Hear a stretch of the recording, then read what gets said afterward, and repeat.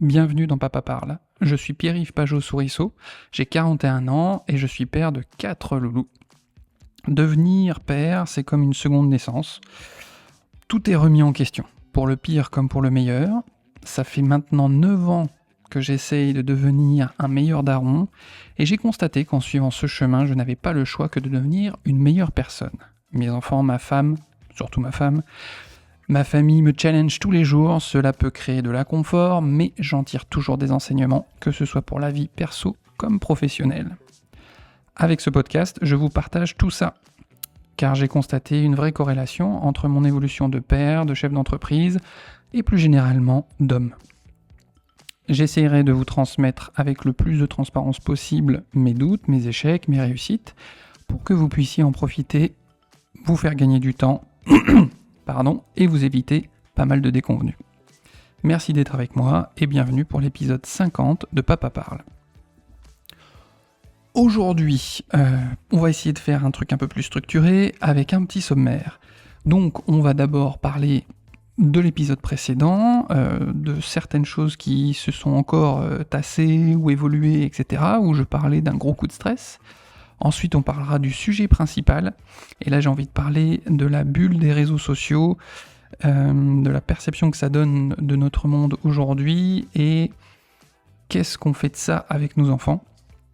Et puis ensuite, on aura une dernière partie avec des points divers qui prendront plus ou moins de temps, avec des choses que j'ai pu voir, entendre ou lire dernièrement et qui m'ont inspiré, dont un point sur l'intérêt d'être en couple, un autre sur les routines miracles qu'on nous vend sur internet régulièrement, le fait, alors ça c'est en corrélation avec la semaine dernière mais je vais en parler plus précisément après, le fait de remettre du jeu dans mon travail, un avantage à être parent par rapport aux autres, et un argument en faveur de la vasectomie, pour finir légèrement, évidemment.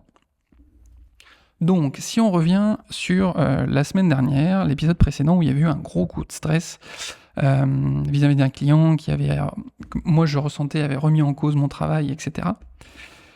Alors déjà, en fait, les choses ont quand même globalement très bien évolué et ma perception n'est pas du tout la même que celle de mon client par rapport à ce coup de stress, donc voilà, j'ai pas encore eu le temps d'en parler tranquillement avec lui, je voulais le faire de vive voix, mais je pense pas qu'il ait perçu du tout la chose de la même manière. Et donc ce que j'en ai retiré, c'est en tout cas, je dois maintenant être beaucoup plus clair dans la valeur que j'apporte, dans les outils que je mets en place, et je pense que j'ai pas assez notifié finalement même la valeur strictement financière de tout ce que ça peut apporter, l'outil que j'amène à mon client. Ensuite, il y a toujours ce truc en vente qui est une phrase que je trouve assez vraie mais qui peut avoir ses limites, c'est il faut faire des promesses raisonnables et faire une livraison formidable. C'est-à-dire il faut promettre des choses qu'on est sûr de pouvoir livrer, et si on peut, toujours livrer un peu le one more thing, ce qui va permettre de rajouter un peu de paillettes dans les yeux de vos clients, de la personne que vous servez, et qui apporte ce petit truc en plus qui fait que les gens ont envie de continuer à travailler avec vous aussi, et sont contents. Mais la limite, elle est dans la perception qu'on a du one more thing, et ça, j'en reviens à ce que je viens de dire juste avant, sur la valeur apportée. Parce que moi, ça peut fréquemment m'arriver d'avoir une perception différente de la valeur apportée. Et il y a certains clients, voilà, ils veulent par exemple une vidéo qui montre ce qu'ils savent faire. Et moi, en fait, direct, quand on me demande ça, j'ai tout de suite en tête dire ok, on va montrer ce que tu sais faire, mais il faut aussi, et pour que la vidéo soit efficace et apporte beaucoup au client, qu'il y ait un retour sur investissement intéressant, il faut penser efficacité. C'est-à-dire, oui, il faut montrer ce que tu sais faire, mais surtout, qu'est-ce que ça va apporter à ton client ? Et des fois, en fait, il y a des frictions par rapport à ça, ou en tout cas, moi, je me dis, tiens, je vais rajouter ça, je vais faire ça, et le client va pas comprendre parce que finalement, il n'a pas eu toute cette réflexion-là, et c'était pas sa demande au départ. Et donc, en tout cas, de bien établir tout ça, de prendre le temps, et puis même même quand on lui parle de tout ça, peut-être que lui, il veut juste une belle vitrine, une belle vidéo qui montre ce qu'il sait faire, ou même son objectif n'est pas du tout de vendre plus, mais par exemple de mettre en avant son équipe pour souder son équipe, etc. Donc voilà, toujours re-questionner l'objectif, le but de chacun, et être sûr qu'on aille dans la même direction. C'est d'ailleurs pour ça que là, pour la première fois cette année, j'ai décidé de rembourser la compte d'un client où on m'avait demandé... en fait, en plus, cette personne était venue me voir, recommandée par une autre, par rapport à une chose que j'avais faite, qui était assez un peu disruptive, une manière de faire un site qui changeait, un site internet qui changeait un peu d'habitude. Donc, comme il vient me voir par rapport à cette personne avec cette idée-là, etc. Attendez, je vérifie l'enregistrement, je voudrais être sûr, oui. Je me dis, bon, bah, il vient chercher ça aussi. Et donc, on discute, etc. Puis, il faut quand même que je me fie à mon instinct, parce que dès le début, je sentais que c'était un peu bizarre, un peu... C'était pas super clair. Et puis, on a avancé, on a commencé à discuter du truc, et de fil en aiguille, je me rendais compte... que je comprenais pas. Déjà, il a mis du temps à payer la compte, c'était pas clair, puis au début, il fallait que ce soit rapide, puis finalement, moins rapide, et puis en fait, il fallait faire ça. Et puis à un moment, il dit, oui, il faut absolument qu'il y ait du violet dans la charte graphique, c'est hyper important. Je commence à faire les choses avec du violet. Ah, le violet, en fait, ça va pas. Le bon violet, hein, le code couleur, tout ce qui va bien. Et puis en fait, il y a des allers-retours comme ça, et à un moment, en fait, je dis, écoute, je préfère... qu'on en reste là, parce que je ne sais pas à qui est la faute, en fait. Je me dis, mais on n'arrive pas à se comprendre, on va se faire perdre du temps tous les deux. Donc, allez, on rend la compte et on passe à autre chose. Et je pense que tout le monde s'en est mieux sorti comme ça, parce que on allait perdre un temps fou, et on n'allait pas forcément... Moi, j'allais pas pouvoir livrer un truc qui lui convient, et tout le monde aurait été frustré, au final. Donc, voilà. Mais voilà, ça m'a aussi... Voilà, une autre leçon, c'est que ça m'a permis de beaucoup mieux identifier ce que j'aime faire dans mon métier, ce que j'aime moins faire dans mon boulot de créateur, enfin de vidéaste / finalement accompagnateur pour développer la visibilité des gens. Là maintenant d'ailleurs, mon leitmotiv, c'est vous rendre irrésistible en vidéo. Donc c'est bien ça, c'est trouver le moyen de rendre les gens irrésistibles et attirer à eux les bonnes personnes. Donc là, je me rends compte que j'ai besoin de créativité, ça viendra, on va en reparler dans un point après. Et voilà, mon but, c'est ça. Je regarde mes petits points en même temps pour être sûr de rien oublier, mais c'est mettre en avant les gens au travers d'idées originales, en leur proposant de sortir de leur zone de confort pour exprimer leur plein potentiel. Parce que je suis convaincu qu'aujourd'hui, si on veut sortir du lot, il faut pas faire comme tout le monde, donc c'est pas toujours facile. Ça veut dire qu'il faut des fois accepter de prendre un risque. Et pour pouvoir exprimer son plein potentiel, des fois, il faut accepter de sortir de ce qu'on a l'habitude de faire et de tenter des choses. C'est pas toujours simple, et donc, voilà, des fois on va tester des choses, des fois ça va pas rendre comme on imagine, des fois on a un doute, des craintes, mais il faut tester. Ah oui, et par rapport à l'épisode encore avant sur la vasectomie, c'est vrai que ma femme a fait une juste remarque, c'est que je parlais de la vasectomie, et ce matin-là, j'avais la voix complètement pétée.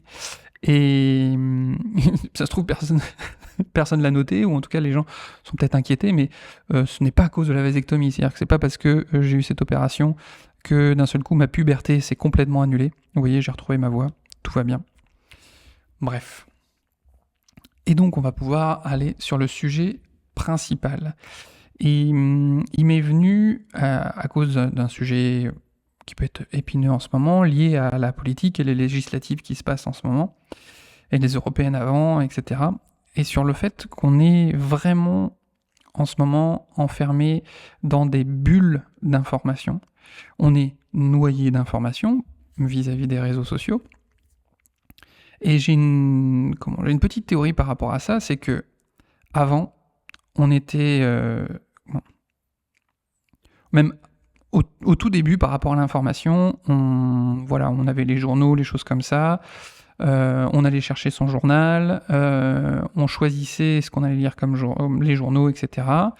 Et puis arrive la télévision, et là on reçoit un flux d'informations, mais qu'on ne décide pas trop, surtout au début où il y avait très peu de chaînes. C'est un flux continu, et on ne décide pas de ce qu'il y a sur notre écran. Puis est arrivé Internet, où là, finalement on s'est dit « Waouh, quel espace de liberté incroyable, on va pouvoir choisir ce qu'on va aller regarder ». Ce qui était le cas au début.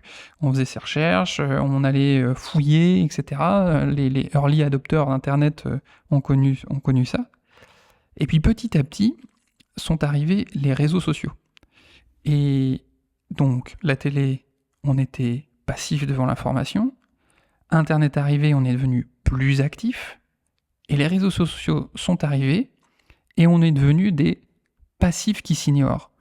C'est-à-dire que on a l'impression de choisir ce qu'on va regarder. Allez, on va aller sur Facebook, on va aller sur YouTube, mais en fait, les algorithmes sont faits de telle manière qu'ils nous abreuvent d'informations pour nous capter, nous, spécifiquement. Si vous regardez le Facebook de votre voisin, de votre frangin, de votre femme, ça va pas du tout être la même chose. On a chacun, en fait, comme son tunnel d'informations pour nous garder captifs, parce que l'algorithme détecte à chaque fois ce qui nous donne envie de rester dans ce tunnel-là et capter notre attention. C'est vraiment une économie de l'attention. Combien de temps on va rester? Quand moi je crée du contenu pour mes clients, faut pas se leurrer en fait. Ce qu'il faut pour être vu un maximum et être poussé par les algorithmes, c'est réussir à capter l'attention des gens le plus longtemps possible. Et ce n'est pas juste qu'il y ait beaucoup de vues. Ce qu'il faut, c'est que les gens regardent longtemps la vidéo jusqu'au bout. C'est pour ça qu'il faut une accroche au début à la vidéo, mais il faut une promesse importante, et puis il faut la délivrer petit à petit, et vraiment qu'il y ait le truc le plus ouf à la fin, en fait. Et donc, voilà, on est tous finalement enfermés dans notre bulle d'information, et là, je parlais de la politique, c'est que ce qui fait que ça crée de plus en plus d'intolérance vis-à-vis des autres quand on sort de notre bulle numérique et qu'on arrive dans la vraie vie. Parce que dans notre bulle numérique, tout le monde est d'accord avec nous. Et puis, généralement, le cerveau a ce biais de perception qu'il ne va voir que ce qui valide ses croyances. Donc déjà, il va rester plus longtemps sur les infos qui permettent de valider ses croyances, parce que c'est très très très désagréable d'être face à quelque chose qui nous fait comprendre qu'on s'est trompé. Donc on est dans ce tunnel, mais dans la vraie vie, on va croiser quelqu'un qui va pas du tout être d'accord. Vous êtes d'extrême gauche, vous voyez un mec d'extrême droite, mais vous ne comprenez pas, en fait, pourquoi il va voter ça. C'est impossible. Je lui dis, mais t'es complètement con, tu vois bien les informations, tout va dans ce sens-là, c'est pas possible. Et puis lui, à l'inverse, ça va être la même chose. Je lui dis, mais c'est impossible de voter extrême gauche quand tu vois ce qui se passe, etc. Ce qui fait que ça crée une incompréhension extrêmement forte, et plus personne ne tolère plus personne. Et je sais pas quelle est la solution par rapport à ça. Je disais en rigolant, il faudrait presque, en tout cas déjà par rapport aux commentaires qu'il peut y avoir, où il n'y a plus du tout de filtre sur les réseaux, c'est d'avoir presque l'impossibilité de pouvoir répondre à quelque chose dans les 15 minutes. C'est-à-dire qu'on ait le temps de passer dans la réflexion, de ne pas être dans la réaction. Parce que tout le monde, quand on voit les commentaires qu'il y a sur les posts, des fois des posts très gentils, mais la personne ne va pas chercher à contextualiser, et bam, si ça lui convient pas, elle envoie un fion, mais monumental. C'est fou, quoi. Il n'y a plus aucun recul. Ce qui crée encore plus de haine, et ça fait boule de neige, c'est un enfer, parce qu'en plus, ce qui fait que les contenus comme ça, un peu faciles, etc., sont plus vus, c'est que là, on a fait le test avec un ami qui est coach sportif. Dans une vidéo, il parle du fait qu'il faut faire attention à ne pas trop boire lorsqu'on court. Il a fait c'est même pas une erreur, mais une imprécision dans la vidéo. Ça a créé une volée de bois vert dans les commentaires. Il dit oui, c'est n'importe quoi, machin, etc. Mais comme il y avait du commentaire, que les gens restaient sur la vidéo, elle a été montrée à plus de gens. Donc c'est une de ces vidéos qui a été la plus vue. Et les gens en viennent à faire exprès des fois de faire des erreurs, dire une énormité pour augmenter leur visibilité. Bon, ce qui à mon sens à long terme est pas un bon calcul, parce que si ta visibilité ne tient qu'au fait que tu fasses des erreurs, tu ne vas pas attirer, je pense, les bonnes personnes, et tu ne vas pas te créer une réputation positive, ou en tout cas légitime dans ton domaine. Si c'est ton but, évidemment. Après, si c'est juste faire des vues et c'est de l'ego trip, pourquoi pas. Mais bon, je suis pas sûr que ce soit un bon calcul. Et donc par rapport à ça, Donc nous, à la maison, on a chacun nos smartphones. Moi, j'avoue que je suis très accro à ça. C'est un mélange entre mon métier, ma passion, le fait de trouver des infos, de rechercher et de me faire happer très souvent par ça. Mais les enfants n'ont pas accès à ça. Les écrans très très peu, les réseaux sociaux pas du tout. Pour autant, on a quand même déjà discuté de tout ça avec eux, pour leur faire comprendre en fait, pour commencer à leur introduire ce principe-là, ce truc de on peut poster, que tout le monde peut voir ce qu'on fait, qu'il faut être capable d'assumer ce qu'on fait. Là, ça m'arrive de jouer avec mes enfants, donc là j'ai trouvé un format où on fait des petites vidéos où ils sont juste hors champ, on entend leur voix, ou alors quand ils sont à l'image, ils sont masqués, et ça les fait marrer, et on délire un peu avec ça. Mais je ne sais pas, je suis pas encore sûr de comment les prémunir en fait de ce truc-là. En tout cas, ça passe beaucoup un maximum pour essayer de construire un maximum leur esprit critique et bien leur faire comprendre que tout ce qu'ils vont voir est à remettre en question et à discuter, surtout à discuter. Là, quand voilà, je leur montre de temps en temps un truc, parce que voilà, mon deuxième adore faire des acrobaties, Tarzan, etc. Et il y en a un qui est spécialisé là-dedans, donc je vais lui montrer. Et voilà, je lui dis, mais enfin, il y a toujours un dialogue qui est mis en place par rapport à ça. Et voilà, ils vont jamais être livrés eux-mêmes par rapport à ça. Mais ils se questionnent beaucoup sur cette notion de visibilité. Est-ce qu'il y a des gens qui voient ce que est-ce qu'il y a des... Parce que moi, comme je diffuse des choses, ils demandent est-ce qu'il y a beaucoup de gens qui les voient, pourquoi, qu'est-ce qui les intéresse. Ça leur pose quand même beaucoup de questions. Et concrètement, je pense que justement, comme je suis dans le métier, je pense que on introduira ça vraiment très progressivement et vraiment ensemble. En plus, on a cette chance de faire l'école à la maison, donc alors, c'est une forme un peu de contrôle, mais les enfants sont souvent en fait amenés à connaître ça au travers de leurs copains à l'école, etc. Et on le voit bien, hein, dès que là je suis chez un ami en Bourgogne, il y a des colos, etc. Ces enfants aussi font l'école à la maison, et la première fois qu'ils ont découvert vraiment les écrans, c'est au travers des autres enfants qui viennent en colo, avec leur téléphone, etc. Et c'est pas facile en fait, tu peux pas être derrière eux constamment, tu peux pas toujours tout contrôler, mais je pense que de questionner ça souvent, et là j'ai eu ce truc où mon deuxième a répété un truc que j'avais dit en disant wow, ça c'est nul, et lui il a répété tel quel en disant mais tu sais pourquoi tu dis ça, tu sais pourquoi c'est nul, et il savait pas vraiment, donc je lui dis oulala, surtout pas, c'est pas parce que c'est papa ou maman qui le dit que c'est la vérité.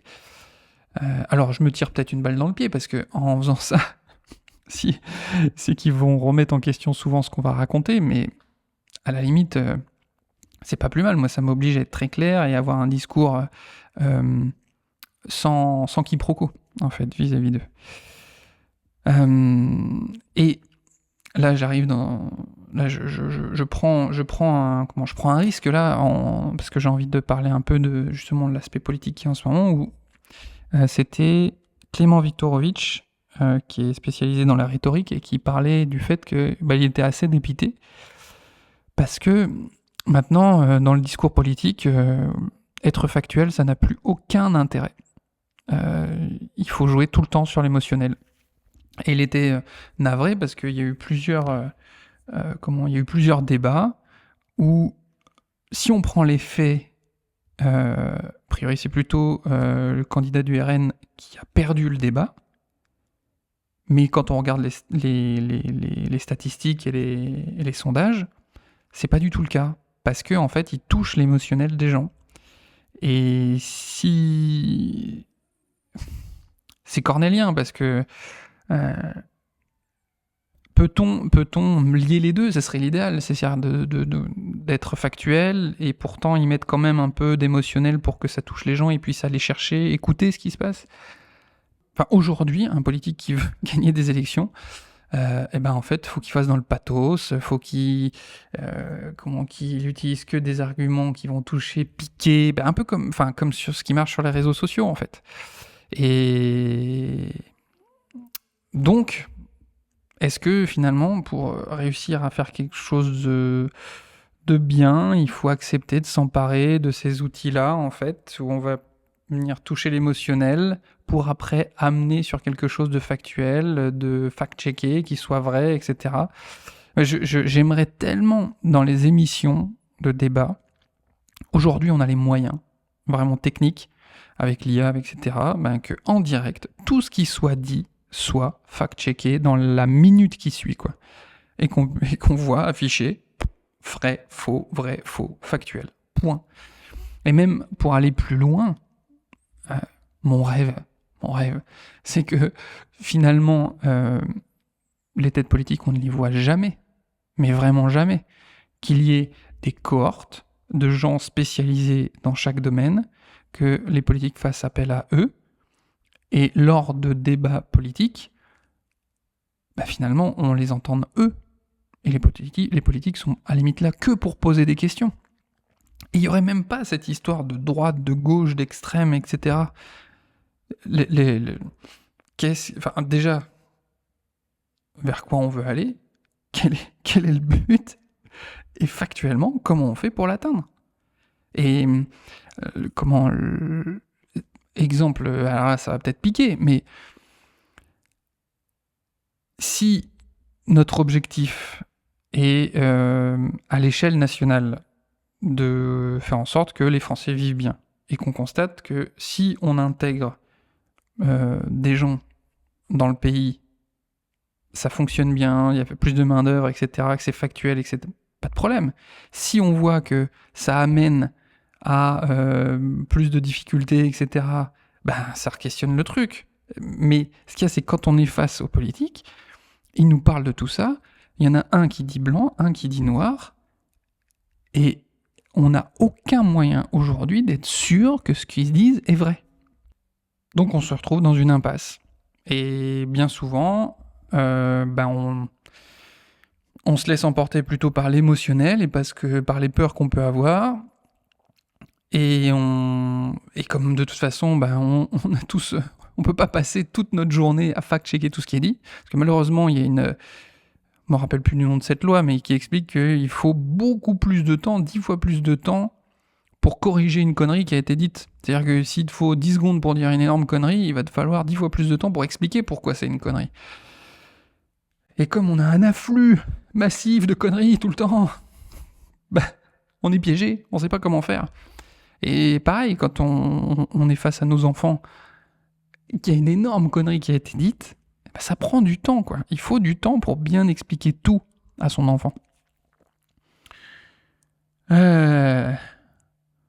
Donc, je vais pas tout révolutionner, mais ce que je pourrais dire, c'est vraiment, quand vous êtes pris par une colère, une émotion forte vis-à-vis de ce qui est dit, faut jamais passer à l'action à ce moment-là. Il faut toujours se laisser un temps. Quand on dit il faut tourner 7 fois sa langue dans sa bouche, pour moi, cette expression, elle est très, plus que valable. Là, aujourd'hui, il faut la faire tourner 200 fois dans sa bouche, revérifier les données, etc., avant de dire quoi que ce soit. Parce qu'en plus, on dit beaucoup de conneries, et puis c'est des conneries après qui s'impriment dans la tête de nos enfants. Alors, maintenant, on va passer aux divers petits points que je voulais évoquer. Donc, je suis tombé il n'y a pas longtemps sur un petit carrousel du compte qui s'appelle Weebloom. C'est alors, est-ce qu'ils sont en couple ? Je suis pas sûr, mais en tout cas, c'est des personnes qui parlent du couple et de tout ce qu'il y a autour du couple et comment on peut soigner son couple, comment on peut bien vivre en couple. J'aime beaucoup leur contenu, très perspicace, je trouve, à chaque fois. Donc, c'est Weebloom, Weebloom. Et il parlait de comment le fait d'être en couple, qu'est-ce que c'est qu'aimer en fait en couple. Et déjà, être en couple, c'est surtout pas un moyen de combler quelque chose pour soi. Parce que de toute façon, ça sera toujours un puits sans fond et qu'il n'y a que nous-mêmes qui pouvons penser nos blessures. On peut être aidé, accompagné, mais si on attend de l'autre qu'il règle nos problèmes, c'est mal barré. Voilà, ça doit pas être un moyen de combler. Et donc, ce qu'ils avaient noté, c'est aimer, c'est un verbe d'action. C'est donner, comprendre, rire, pardonner, co-créer. Le but d'être en couple, c'est de construire une équipe et d'aller vers une vision commune. C'est de s'entraider, d'apprendre ensemble, d'avoir quelqu'un avec qui partager nos réussites et nos échecs, avec qui rire et pleurer, avec qui poursuivre des projets. Je le dis souvent, avec ma femme, on est une team, on est une équipe. Et le but, c'est de trouver sa direction commune. Alors, il faut surtout pas s'oublier, il faut pas oublier nos individualités et nos besoins, chacun de notre côté, mais c'est, je pense, nécessaire de bien identifier cette vision commune. Et quand on est sur ce chemin-là, ensemble, et qu'on s'est mis d'accord, je pense que ça aide, et il n'y a pas... Voilà, il faut re-questionner cette vision commune, et des fois elle peut évoluer, mais voilà, c'est important voilà, on est une équipe. Et en mettant de côté le romantisme et tout ça, c'est aussi un moyen de rassembler nos moyens physiques, mentaux, pécuniers, pour atteindre un objectif. Pour moi, c'est pas déconnant aussi de penser à cet aspect-là. Parce que si on n'est que sur le côté romantique, être en couple, etc., il y a besoin, je pense, de choses très concrètes, de solides, quoi. Sur quoi repose tout ça.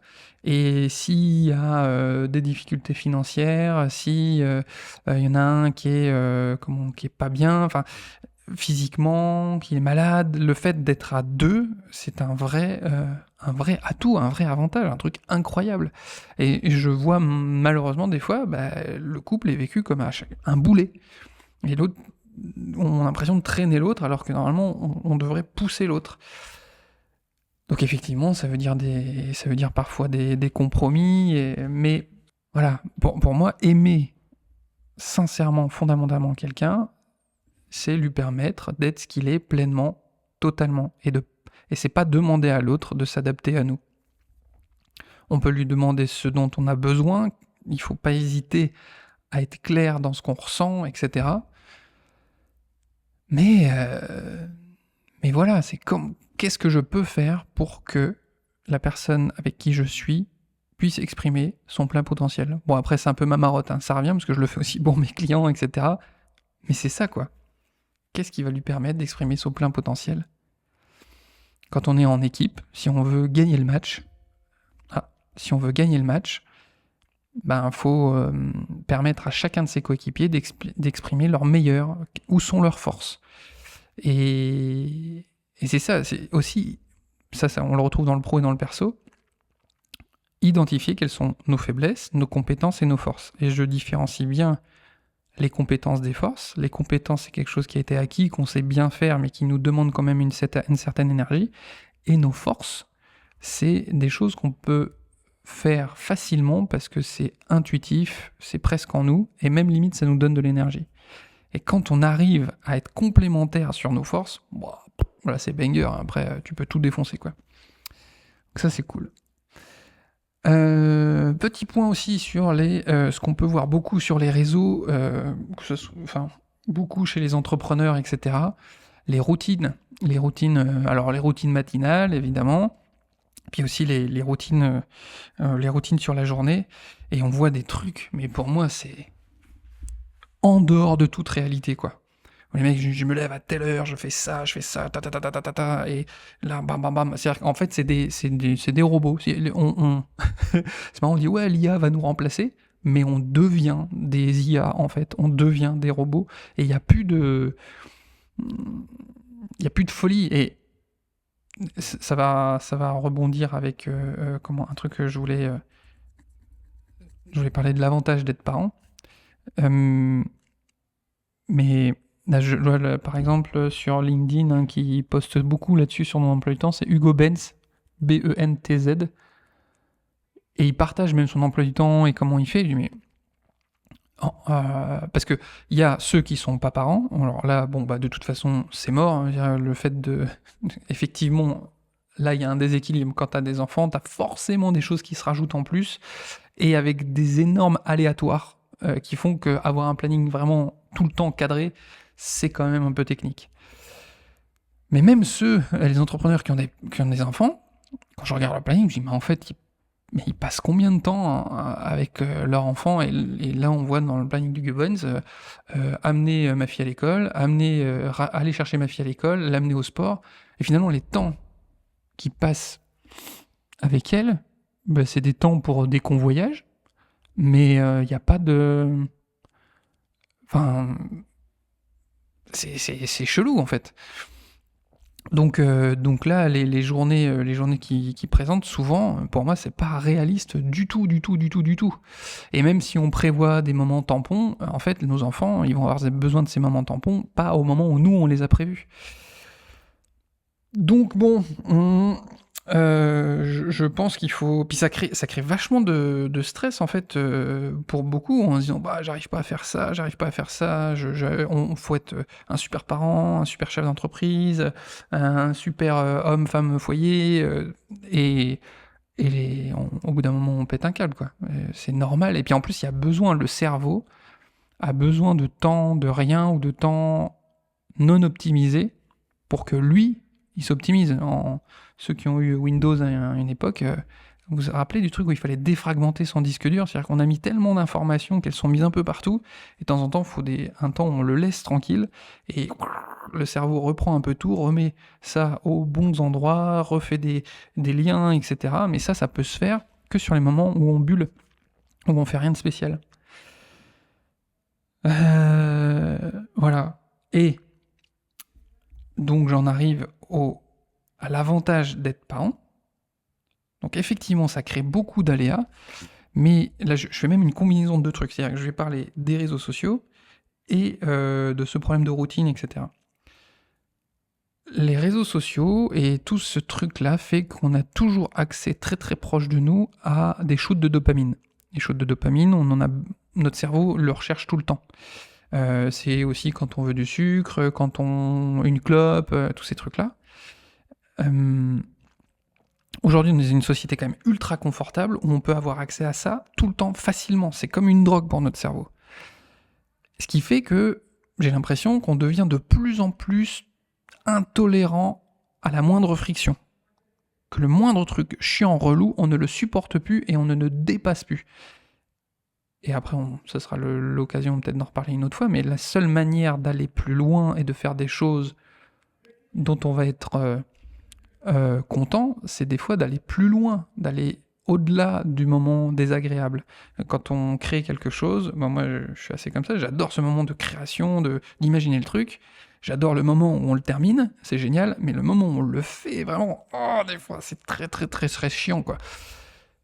Et quand on est parent, je pense qu'on est, de facto, on a un entraînement vis-à-vis du désagréable et de la friction. C'est-à-dire que comme nos enfants nous challenge physiquement, il y a le manque de sommeil, ils vont nous demander des choses qu'on n'a pas prévues, ils vont être malades à certains moments, ils vont nous mettre dans des stress.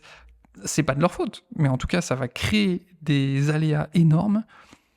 Et donc, quand on est parent, je pense qu'on est beaucoup plus à même de supporter l'insupportable. Et ça nous donne une force énorme dans d'autres cadres après. Et quand on est chef d'entreprise, finalement, quand on a fait une nuit blanche pour ses loulous, qu'il y a des pétages de plomb pour des trucs de ouf, et quand derrière, après, on doit gérer des trucs au niveau pro, ça devient presque ridicule, en fait. On fait une valeur d'échelle.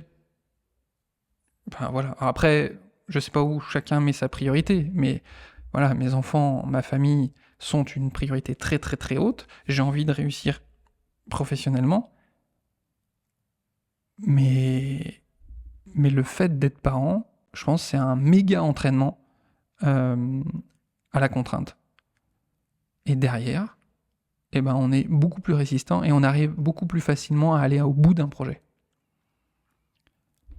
Donc je fais pas un pamphlet, je fais pas une ode à la paternité ou la parentalité, mais vu que là, on est noyé de tout ça, et enfin, moi, je sais que ça m'aide souvent. Et puis mes enfants, de toute façon, comme on leur dit que les écrans, c'est pas forcément top tout le temps, etc., et qu'ils me voient dessus aussi, ils me le renvoient en pleine gueule assez facilement. Hein. Donc ils me ramènent sur Terre assez fréquemment, ils me ramènent dans la vraie vie assez fréquemment. Et c'est une chance, une vraie chance d'avoir ça. Et puis on va terminer. Ah non, oui, ça aussi, il y a le truc lié à l'épisode précédent, le stress et tout ça. Je disais, voilà, j'ai aussi compris que je devais remettre de la créativité et du kiff dans mon boulot, et en particulier dans le montage. Je pense que j'ai eu une période où j'ai fait beaucoup trop de montage purement pro, corpo, etc. Et j'y trouvais moins de plaisir. Et là, j'ai refait des montages, des petits trucs marrants avec mes enfants, pour ma famille, pour moi-même, tenter des choses aussi pour ma boîte, différents. Et ouais, en fait, c'est ça qui me manquait. J'avais besoin de m'amuser. Vraiment besoin de m'amuser. Et une fois de plus, c'est mes enfants qui me l'ont montré, quoi. Je me suis dit, putain, c'est pas possible. Je peux pas être constamment dans un truc juste d'opérationnel, de contraintes, etc. Et c'est un vrai kiff. Et donc je me suis pris des temps, même si des fois j'étais sur des projets qui étaient urgents, importants, etc. Et d'avoir finalement remis de la créativité du jeu, ça m'a permis de trouver de super bonnes idées pour mes vidéos corpo et de réussir à les terminer. Donc le cerveau, il a besoin de ça, quoi. On peut pas être toujours dans un truc droit, cadré, resserré, etc. Il faut du jeu, de l'amusement, ce qui fait fourmiller votre imagination et vous permet de trouver... Parce que quand on va tout droit, blam, on est dans le mur, etc. Quand on s'amuse, on prend de la hauteur, on prend du recul, et donc on va voir une autre voie à droite, à gauche, en haut, en bas, et tiens, si je testais ça, si je faisais ça, etc. Donc amusez-vous, hyper important. Et donc je terminerai avec un truc plus léger, et parce que voilà, suite à la vasectomie, c'est un argument béton pour passer à la vasectomie, messieurs, c'est que derrière, vous avez un moyen de pression énorme. Maintenant, le running gag avec ma femme, à chaque fois en rigolant quand elle me dit « Ah, tu peux t'occuper du garage, faire ça », et tout. Je dis « Mais tu te rends compte, je me suis fait couper les testicules pour toi !» Bref, voilà, c'est un moyen de rire en plus, en tout cas. Voyons voir, on en est où ? Je me rends pas compte là. Ouais, un épisode qui redevient un peu plus long. Je l'ai un peu plus préparé, je sais pas si vous le sentirez, si vous en rendrez compte, etc. En tout cas, c'était cool. C'était cool. Je vous souhaite à tous, on verra les semaines prochaines comment ça va suivre, etc. Si je vais réussir à garder un peu cette trame, etc. Je vous souhaite à tous une belle vie. Prenez soin de vous, prenez soin de vos proches. À très bientôt.